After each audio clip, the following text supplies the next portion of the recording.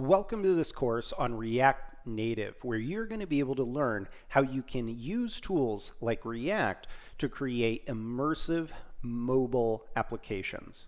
Now, in this guide, I want to walk through the application that we're going to build and also to give you a short introduction to the technologies that we're going to use in this course.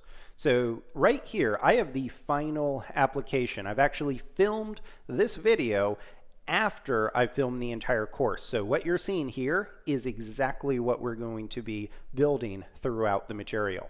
Starting with authentication, you're going to learn how to build a login and a registration screen that is completely dynamic so that users can create accounts or they can log in to pre-existing accounts.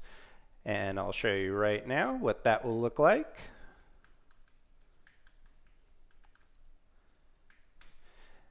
After logging in, you'll see that the application itself is going to be kind of like a Wikipedia for memes. I thought that'd be a fun way of incorporating all kinds of different skills that you'll learn along the way. So it gives the users the ability to see a feed of memes, to be able to see details. So if I were to click on one of these, I could scroll through, pick out one I want to see, click on it, and I can see the content, I can see the name, and then any description that the user wrote.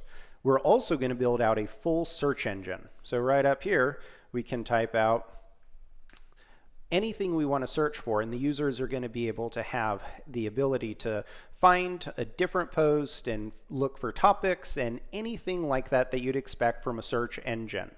Next, we're going to see how to work with forms.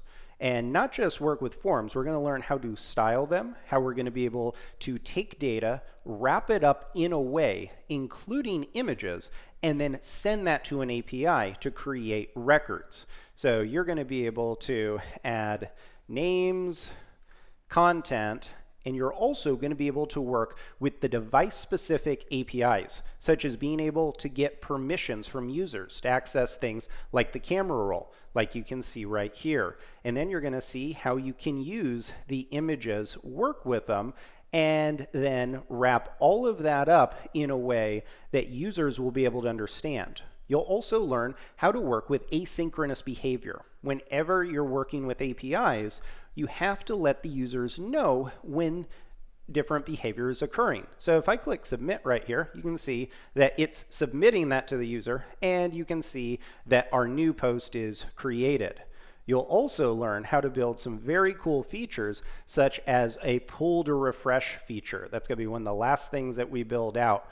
And you can see that you can pull to refresh to get the latest posts that were created.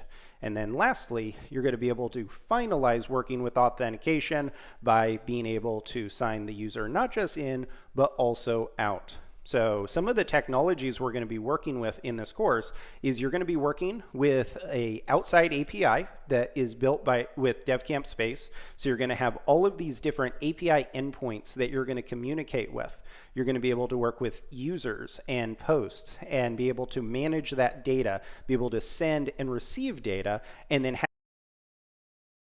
you're also going to be able to start working with the Expo framework. This is a very powerful wrapper around React Native that allows us to connect into those device-specific APIs, such as permissions and tokens and images. And you're going to learn through going through examples, but also because I'm going to walk you through how to read the documentation. A big part of my goal in this course is not just to teach you how to build this single application, but to start training you as a developer how you can research and then build any type of feature that you're ever asked to build.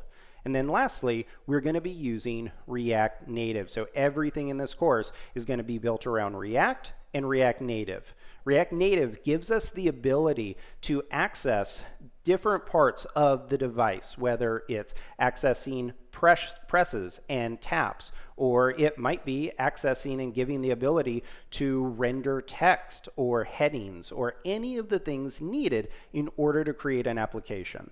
So now that you've seen the application we're going to build and you have a high-level introduction to the technologies we're going to use, let's get started.